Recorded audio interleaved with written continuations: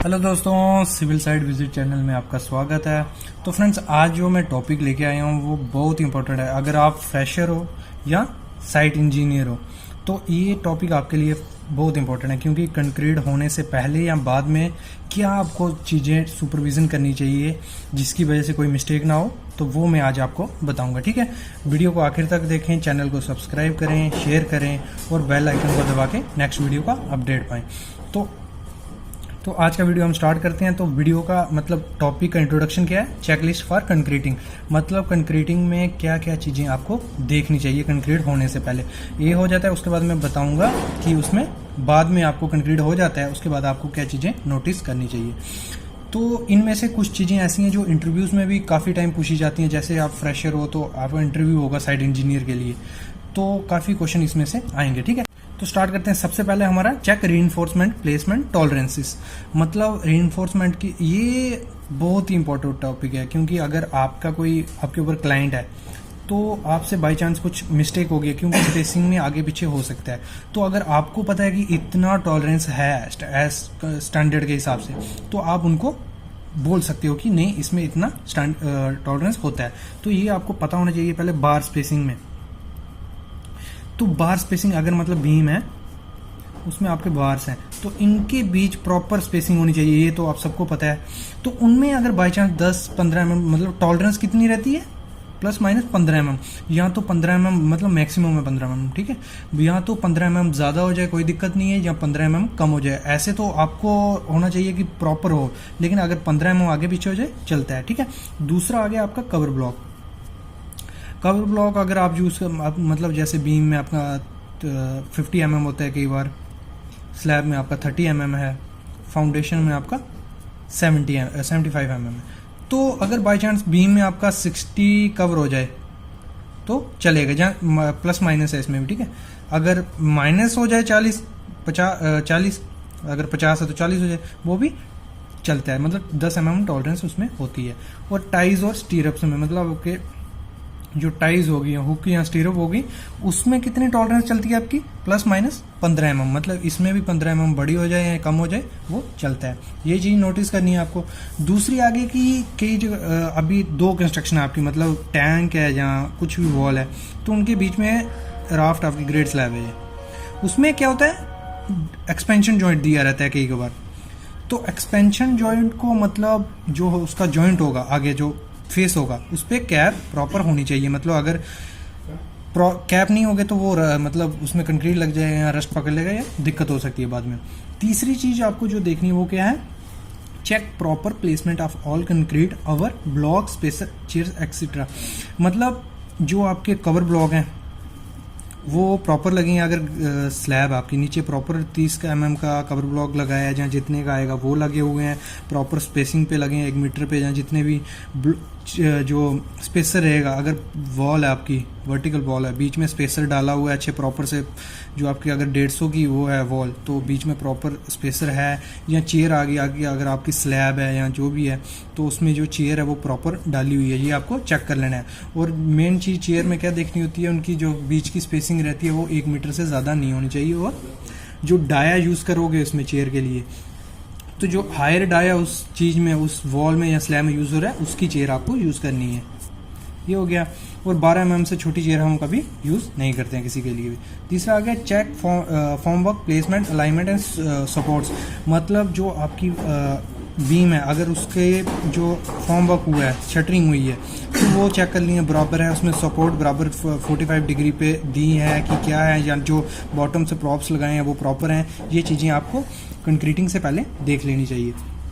अगला आगे आपके check release agent to formwork. मतलब जो ऑयल शटरिंग ऑयल रहता है, मतलब अगर ये प्लेट है आपकी 900x600 की, इस पर प्रॉपर ऑयलिंग की है शटरिंग मतलब फॉर्म वर्क करने से पहले, वो देख लेना है। अगला है check proper placement of polythene sheet with minimum 150 mm overlap. मतलब क्या होता है कि एक बार क्या दिया होता है स्लैब में, जहाँ आपकी ग्रेड स्लैब में बॉटम में पॉलीथीन शीट दी होती है कंक्रीटिंग के नीचे, तो वो चेक कर लेना है कि वो प्रॉपर है कि नहीं। मतलब उसमें जो ओवरलैप होना चाहिए मिनिमम कितना आना चाहिए? 150 का ओवरलैप होना ही। फिर अगला है अपना check form are clean and free tie wires, nails, chips of timber, debris extra. मतलब जो आपका फॉर्म वर्क हुआ है, जिधर यहाँ कंक्रीटिंग होनी है, उस एरिया को एक बार देख लेना है। पहली तो चीज़ वहाँ पे क्या नहीं होनी चाहिए, टाई वायर्स, मतलब जो अपनी वाइंडिंग वायर रहती है हमारी, वो नहीं उस एरिया में पड़ी होनी चाहिए। कंक्रीटिंग में अगर वाइंडिंग वायर आ गई जहाँ बाहर रहेगी तो वो रस्ट पकड़ लेगी और वहाँ से वॉइड्स बनने के चांसेस हो जाते हैं, तो वो नहीं होनी चाहिए। दूसरी मतलब नेल्स, कील नहीं होने चाहिए वहाँ पे। चिप्स ऑफ टिम्बर, मतलब वहाँ शटरिंग हो रही है, वहाँ ही काट रहे हैं, राफ्टर काट रहे हैं या जो भी, तो उसके छोटे छोटे पार्ट्स वहाँ नहीं पड़े होने चाहिए। ये सफाई, क्लीनिंग होनी चाहिए प्रॉपर उधर। अगला आ गया हमारा check concrete batch order information is complete, correct quantity, mixed temperature extra. मतलब कंक्रीटिंग अभी क्या है, सब हो गया, जब सफाई वफाई हो जाती है तो उसके बाद जो कंक्रीट आपका बैच आएगा, मतलब बैच नंबर, क्योंकि कई बार क्या होता है बाहर से RMC जहाँ रेडी मिक्स कंक्रीट आ रहा है तो उसका बैच नंबर चेक कर लेना है, उसकी इन्फॉर्मेशन, मिक्स डिज़ाइन कौन सा, अगर M30 पड़ रहा है तो M30 होना चाहिए, ठीक है। और जो टेम्परेचर है उसका, मतलब उसका टेम्परेचर ले लेना है, स्लम्प ले लेना है, ये चीज़ें आपको पहले उसमें चेक कर लेनी है, ठीक है। अभी नेक्स्ट है हमारा concrete placement and finishing check. मतलब जब एक बार कंक्रीट चालू स्टार्ट हो गया तो जो मतलब कंक्रीटिंग हो जाएगी उसकी सही प्लेसमेंट, मतलब उधर जितना आता है 200 mm थिकनेस आ रही है, 200 आ रही है, उसकी फिनिशिंग चेक कर लेनी है, ठीक है। अगला है हमारा construction joint coated with bonding agent.